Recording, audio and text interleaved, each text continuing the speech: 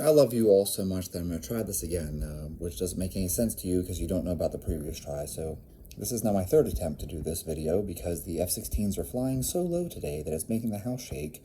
And when that happens, Mr. Feet over here, Hurricane, my dog, freaks out because the house sounds like it's going to fall over. Everything vibrates whenever the planes fly in super low. So here we go. That's a little preamble. We're going to talk about a topic here, buds. Navy SEAL training, the New York Times, and the influence of social media. So, to begin this, I am going to give you a movie review. Not really. This is not a movie review channel. My wife and I watched a movie called The Contractor with Chris Pine. It's not a good movie. It's not worth watching. But regardless, the point being, the movie starts off, and I'm not ruining anything for you if you do choose to watch the movie, with him working out and exercising like a madman. Oh, man, he works out so hard, and he runs on a treadmill with some type of oxygen mask on, which I think is to measure his VO2 max. You guys know how I feel about that type of stuff. I think that it's a ripoff. I don't think you need a Moxie. I don't even think you need a heart rate monitor. You can just do nasal breathing, and you know whether or not you're running hard. I don't think things like Omega Wave are really all that valuable. I don't. I think people geek out on all this technology stuff, and it's stupid and it's useless. And so then this brings us to the next part of the movie, which, the next thing, he's taking these pills and he's injecting something into his body.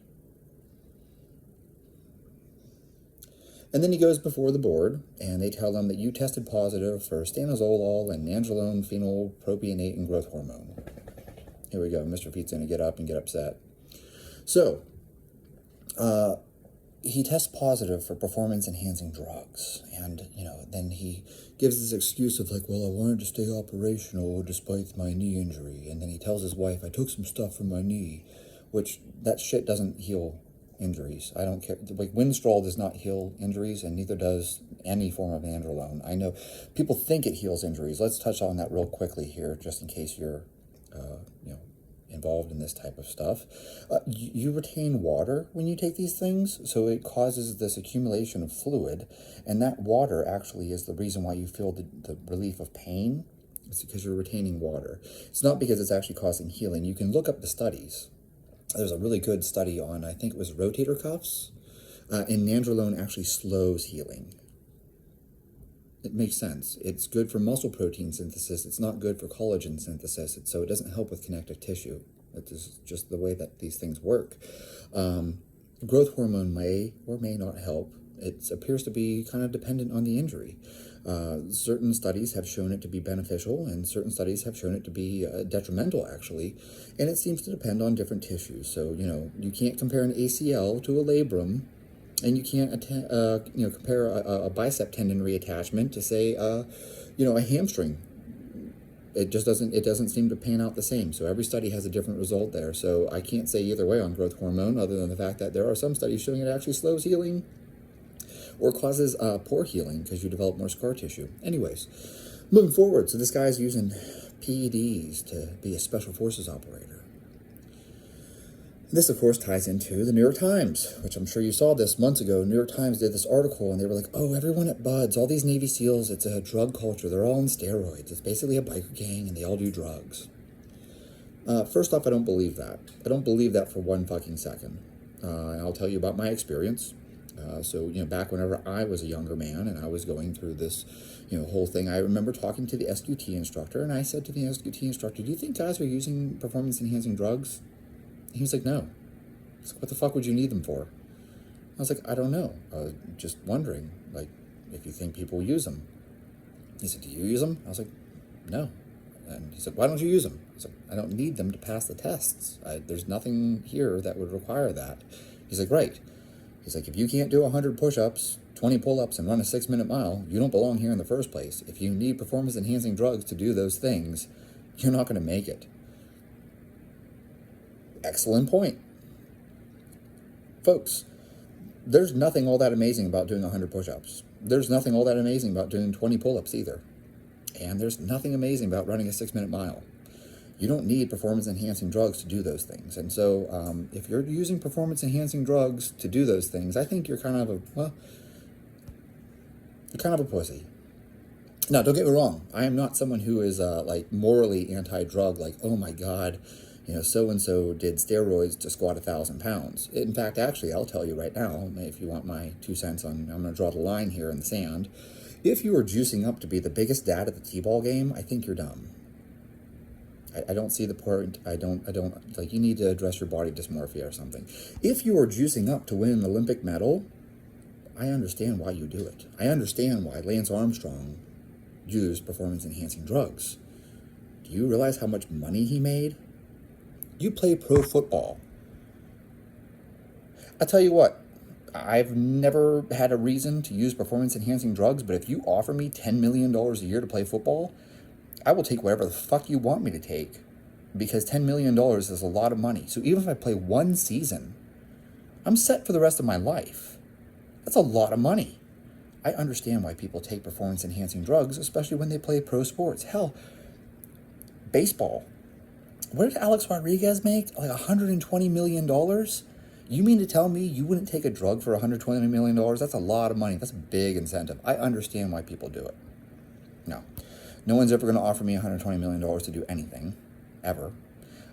So, like I said, if you're juicing up to be the biggest dad at the t-ball game or the most jack dude at the mall, I don't understand that. I think that's dumb. I think you're risking your health for nothing. But if you are making $120 million, Jesus, if you're making $10 million, I understand your decision.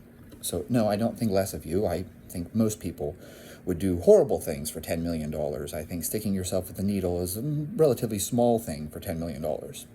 So back to my point here. The New York Times, oh, they're all on steroids. Oh, it's this terrible culture, blah, blah, blah, blah, blah. I can't comment on what it's like today. Okay, so, my day was back in like 2012, 2013, and I don't know anyone that was using performance-enhancing drugs. These weird peptides and SARMs and stuff like that give you all the side effects of steroids but none of the benefits, those were not popular. This was not something that people were talking about. So there was none of that either, okay? Let me ask you something that you want to consider here. Do you think buds is harder today than it was 20 years ago? How about 40 years ago? Is buds harder today than it was in the 1960s, 1970s? From what I hear, buds has gotten easier and easier and easier. They've actually made it a lot easier than it was for the guys who went through back in the 1980s and 1990s. Those are hard times. The same thing would go for SFAS, the Special Forces guy in the movie. Not that I give a shit what a movie it is. Movies are highly inaccurate. But in any case, SFAS is supposedly much easier today than it used to be. Q-Course is easier than it used to be. BRC is easier than it used to be. These training courses all are easier than they used to be. Hell, boot camp. Boot camp used to be hard. Boot camp is easier now, much easier. Apparently they have some kind of weird stress card. I have never heard of such a fucking thing. Apparently if you get too stressed out from the drill instructors yelling at you, you can pull out a card and they give you a break. Try doing that in a combat zone. Once you step on the two-way rifle range, it doesn't work that way. There's no timeouts. So in any case, guys used to get through buds back in the 60s and 70s, and they were definitely not using performance-enhancing drugs to do so. Guys got through SFAS, and they definitely weren't using performance-enhancing drugs to do so. My uncle was Special Forces in Vietnam. They definitely weren't using performance-enhancing drugs to get through SFAS, or Q-Course for that matter. Nope, didn't need them.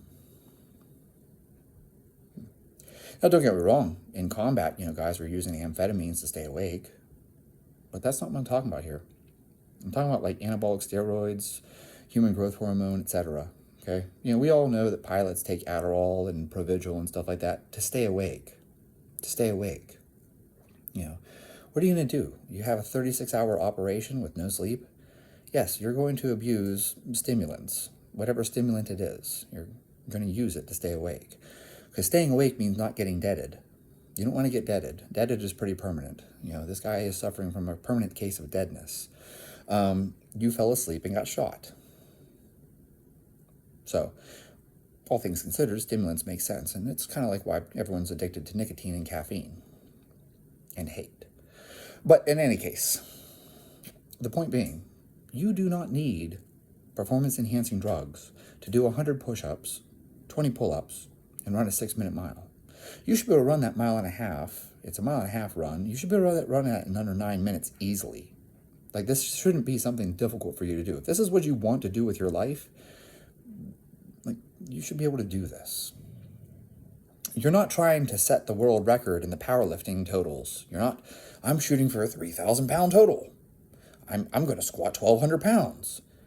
No, you're not doing that. You're just doing 100 fucking push-ups, 20 pull-ups. If you told me I'm going to do a pull-up with 500 pounds strapped to myself, then I'd be like, well, I understand why you would be using performance-enhancing drugs. That's insane. 500-pound pull-up? That'd be incredible. I'm going to run a 3:47 mile. I would understand you using EPO and, whatever else it takes to get there. 3:47 mile. Jesus. You are smoking fast. A 6-minute mile? Come on. High school kids are running 5s. In cross country, and that's a normal thing to see. That's not even like the kids setting records. High school kids are running 5-minute miles doing cross country and track. You can't do that, then maybe you don't belong as a Navy SEAL or a Special Forces operator or whatever it is that you're pursuing. I think that what's happened here is social media influence. Everyone thinks that, you need steroids to do XYZ. And once you put that thought into people's minds, they don't believe that they can achieve these things on their own.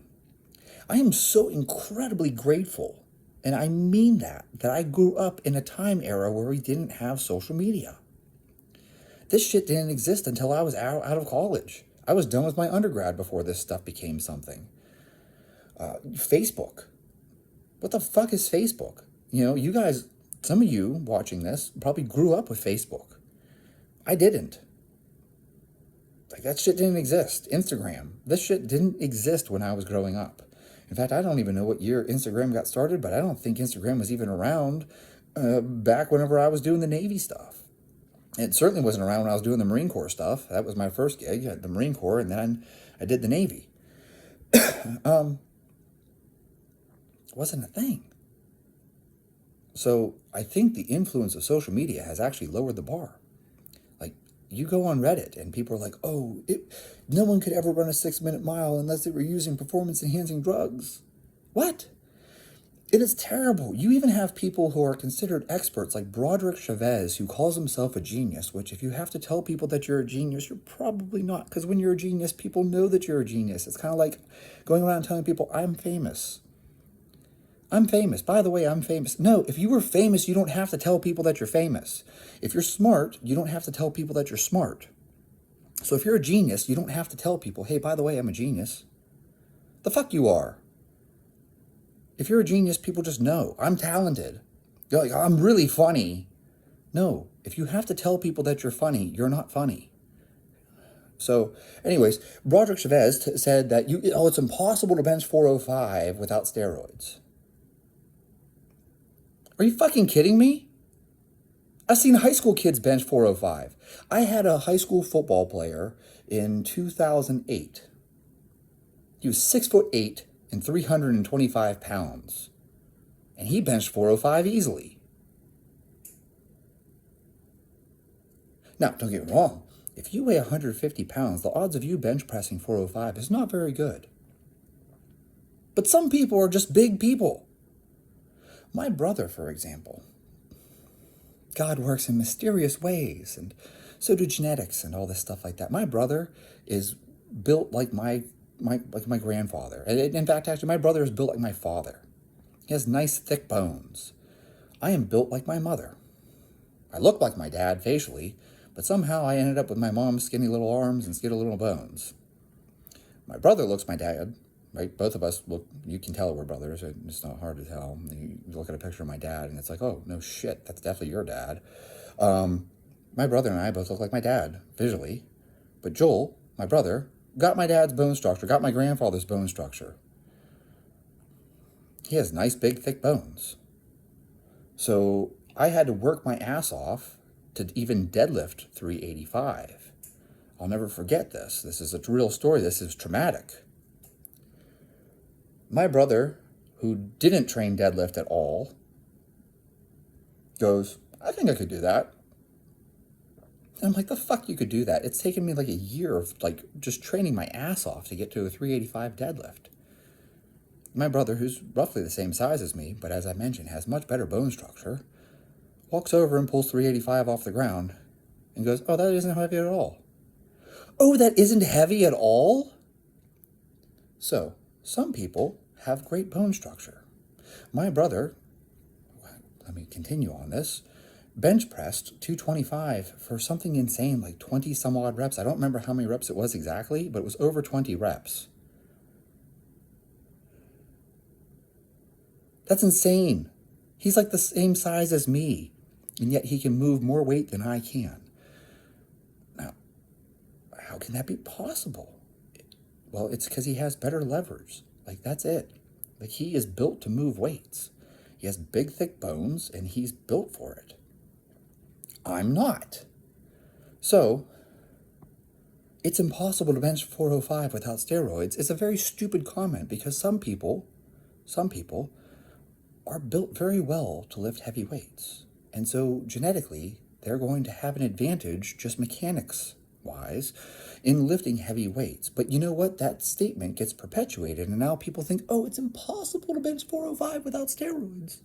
And so, of course, you have this mental block, and I'm sure most of you know about this study out there. They did a study where they told guys that they were on steroids. They actually just gave them a placebo. And when they told these guys they were on steroids, they made massive improvements in their strength. They were on placebo the whole time. Simply believing that they were on steroids, they made better progress. So, that tells you something about the power of beliefs, the power of what you tell yourself, the power of what you think is possible, okay? And so if someone is out there telling you it's impossible to run a 6-minute mile unless you do drugs, people are believing that. And so I do suspect that there is more drug use now due to social media than there was previously. But the point that I'm really trying to drive home to you is that men got through BUD/S when it was much harder than it is today, and they did so without drugs. Men got through SFAS. It was much harder back then than it is today, and they did it without drugs. My grandfather stormed the beaches on D-Day. And he did it 3 times, which is insane. His landing craft got blown up. He swam out, got onto another one, drove that one up the beach. That one got blown up. He swam out and got onto a third one and drove that one up the beach. Looking at pictures of my grandfather, I am 100% certain that that man never touched a performance-enhancing drug in his life and probably never even lifted weights. And yet, he is 1,000,000 times tougher than I will ever be. Had I been at D-Day, you know where I would be? I would be a puddle. That's what I would be. I would be a fucking puddle. I would have been cut down by the machine guns, and I'd be deaded. I'd be suffering from a permanent case of deadness. It's a meat grinder. My grandfather stormed that beach. That's just one of the many battles that he was through. My other grandfather fought in Korea, which it's the forgotten war, but if you know anything about that, that was real fucking bad. My uncles all fought in Vietnam, right? Each generation, everybody fought. My great-grandfather fought in World War I. He was in the Rainbow Division. They went over the hill and lost like more than half their men. It's insane. You guys can look it up. The Rainbow Division during World War I. Absolutely brutal. I'm 100% certain that steroids weren't even a thing in World War I since they weren't invented till the 1930s. So these men were tougher and stronger than we are today, and they did things that we can't do, and they did them without steroids. So why do you think that now that things are even easier, that you need steroids to do these things? Because men back then did much harder things without any performance-enhancing drugs at all. Are you really that weak, or have you just convinced yourself that you're that weak? And that's really what I'm talking about here, is the psychological side of it. I'm speaking up about this because there's this perception in the media, and there's this image being put out there that somehow all these Navy SEALs are using performance-enhancing drugs. I know a lot of Navy SEALs personally now. It's the benefit, I guess, of having gone through, that pipeline and pursued that. I failed. Let's be clear there. I have never, ever claimed that I succeeded. I have been very open about the fact that I tried to become a Navy SEAL and I failed. However, I made a lot of friends along the way, and a lot of people were really nice to me, and a lot of people really helped me. The instructors actually hope that you succeed. They're not nearly as awful as you think they are. They want you to succeed, but you have to earn it. That's the catch. They want you to succeed by earning it. They're not going to hand it to you. This isn't a participation trophy. It's like they want you to win. Of all the people I know, and I know Navy SEALs, I know Special Forces guys, I know Recon Marines, I know MARSOC guys, I know pararescue jumpers and CCTs. I have never met one who is using performance-enhancing drugs. Never. Do I know of Navy SEALs who are doing it? I know of, but I don't know them personally. And I only know of them because they're on social media talking about it, which I think is fucked up, but I also think it's fucked up that people write books. If you talk to Navy SEALs and you're a team guy, you don't write a fucking book about it. You think I'm bullshitting you. Talk to a guy who's a fucking team guy. Guys who write books, they're not popular and they're not liked. They don't come to the SEAL reunion and get welcomed with open arms. There's something called being a quiet professional. So when you talk to the quiet professionals, they're not juicing up and they're not using PEDs. They're not writing books and they're not making movies. They're quiet professionals. You don't even know. I have a family member who, Navy SEAL. He's my hero. When people ask you, hey, who was your hero growing up? I'm like, my cousin. I know you had Michael Jordan on your wall and Bo Jackson and all these other people, and I was like, yeah, so my cousin was my hero, and so was my uncle. My uncle was Special Forces in Vietnam. My cousin became a Navy SEAL, and those were my heroes growing up. He doesn't use steroids. He didn't need steroids. It's not something. And he doesn't tell you that he's a Navy SEAL. If you ask him, he won't tell you, oh, I was a Navy SEAL. He doesn't say that. He doesn't brag about it. Most of the Navy SEALs I know will never tell you that they're a Navy SEAL. They just quietly go about their business. I happen to have a friend who is very high level. And the first time I met him, I was like, what do you do in the Army? And he's like, I'm just regular Army. I was like, huh? He's like, yeah, just regular infantry. I assure you, he's not just regular infantry. Nobody fucking says that. Guys love to say things like, I'm 11 Bravo, blah, blah, blah, blah, blah, and make it sound more important than it is. And this dude was just like, yeah, I'm just regular infantry. He's not. He's extremely special. Okay? The guys who are quiet professionals are really the majority. But what's happening is you're hearing the vocal minority, because they're the ones in the media. They're the ones writing books.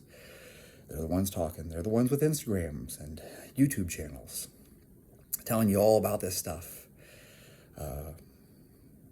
The majority of them are quiet, and they don't talk about it. They're not going to talk about it, and they're not going to have a social media following. And so I'm here telling you, the reality is, you don't need PEDs to do these things. The New York Times is full of shit.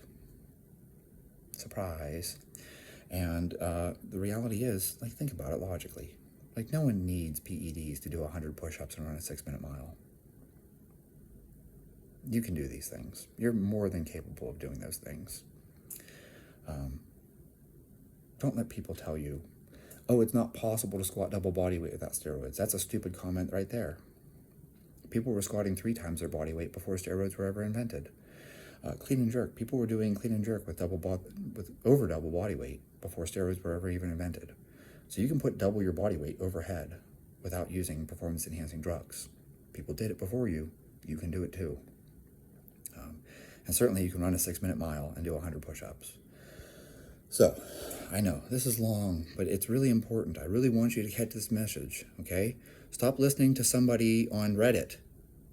That guy doesn't know what the fuck he's talking about. He's never been through BUDS. He's never been through SQT. He's not a fucking team guy. Oh, he told you he is. I know. Verify it? How? It's just somebody with a fake screen name. Navy SEAL 5326. Thanks, dude. I believe you. You know what I'm saying? I'm telling you to stop believing people online. You can do these things. People did them before you. All this bullshit. That's what it is. It's bullshit. But it's created a perception, and that perception is not real.